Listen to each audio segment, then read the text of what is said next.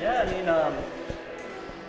the other day after Cat got called for that not even a pitch, that time clock thing, you screamed really loudly K-time and got that going. How big was it that was to, help boost that momentum for the team and the crowd? Yeah, I think definitely just learned being at Florida State can always turn a negative to a positive. So as a fan, we wanted that 1-2 count because that starts our K-time cheer because, we know that 0-2 count, we shouldn't be throwing it anywhere close anyway. So probably not going to be a strikeout on an 0-2 count. So we wait for the 1-2 count, and after we called that time clock violation and then a ball, I was trying to get the fans hyped up because that's what we want. We want a K-time. So, yeah, that's how that went.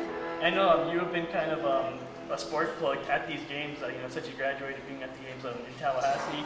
What's that been like to be a fan and cheering this program on instead of being a player on it? Yeah, I think I'm just super proud, and I have a lot of pride from where I went and all the time I put in and what this university has given to me and what the program has given to me. So, I wish to be back on that field, and I can't. So, but a lot of my bestest friends are on that field, and the coaching staff has done a lot for me as a person, and I'll cheer them on anytime I can. And I'm thankful that I've gone into the coaching side of things, so I'm able to be here back in my hometown and play professionally this summer. So it's kind of working out perfectly that I get to become the biggest Florida State fan at the right time.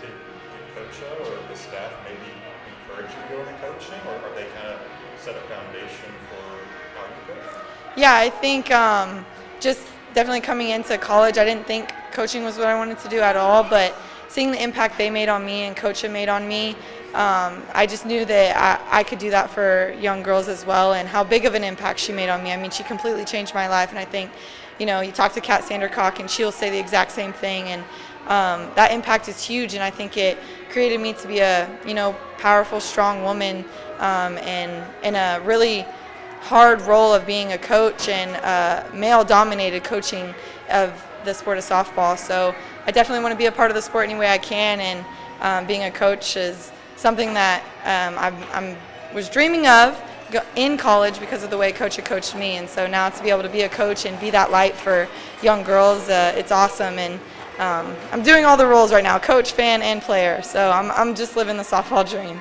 Are you able to do both, like coaching and playing professionally, or how does that work? Yeah, so I'm coaching. I just finished up my year at GCU.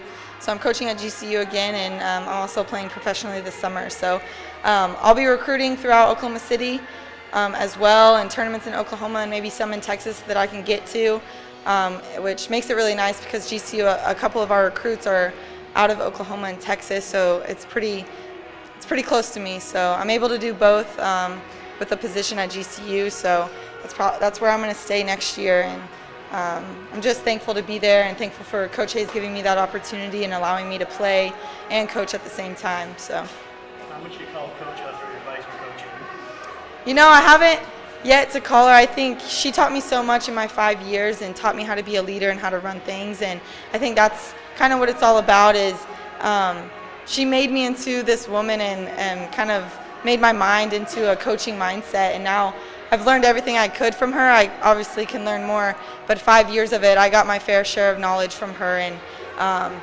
she's helped me so much in ways that I can't even express, and calling her isn't even something that crosses my mind because usually in my head I have a solution for a lot of things, and that is all in due to her. So, and the rest of the coaching staff, of course, T. Will and T. Cam, and even Coach Snyder, who was my coach for 2 years.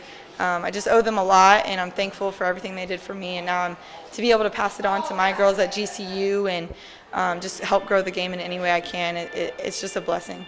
How have you grown up here in Oklahoma? You've seen this basketball case for years and years. You've seen it grow. Yeah. How has it grown, and maybe what's the next that they can do to make it even better?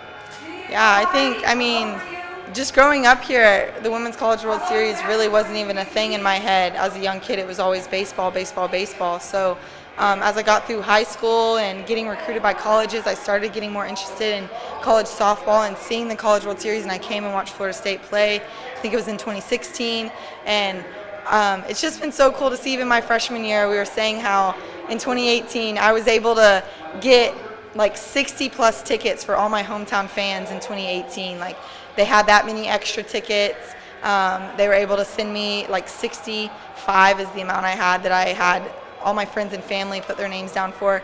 And now this year, I mean, the players get 4 tickets each, and that's all they get. There's no extras. In 2021, I got no extras besides the 4 tickets. So I think just in that sense, it's pretty cool how much it's grown. I know they've got the grandstands now, and I don't know what's next for the Women's College World Series. I think the way they're doing it now, and I've seen the way it's grown, the things that the girls are getting that make it to the College World Series, just like the production of it all has grown so much. So I don't know what's next. I know I've seen a lot on Twitter about moving locations and things like that. Selfishly, I don't want that, but whatever's best for the sport. And I think they're doing it pretty well. So I'm excited to see where it goes.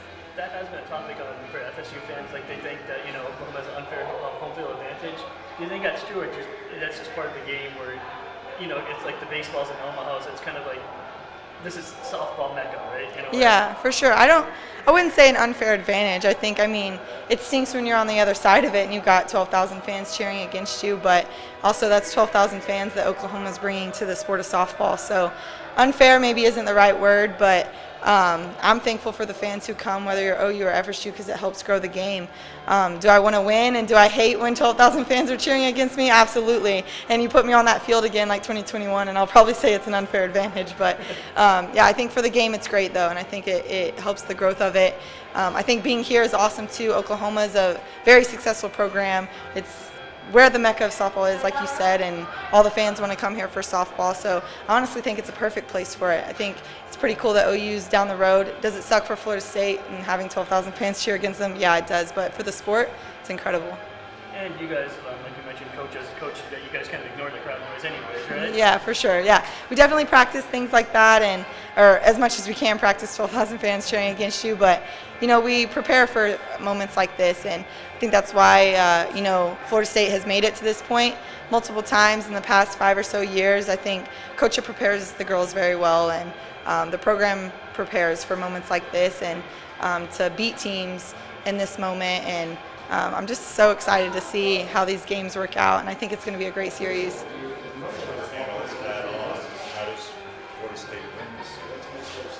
Yeah, I think obviously OU has a great lineup. I think our pitching, which we have the best pitching coach in the country, so I think we need to work out our pitching and figure out how many does Kat go, how many does McKenna Reed, Mac, Ali Dubois, all our pitchers, how many innings do they go, how do we work through it, and it's going to be tough, but I think if our lineup comes out strong and, challenges their pitchers, I think it's going to be a good show. So I'd say our pitchers need to be on, and our hitters need to be on, and their hitters don't need to be on, and their pitchers don't need to be on. That's how we're going to win this game.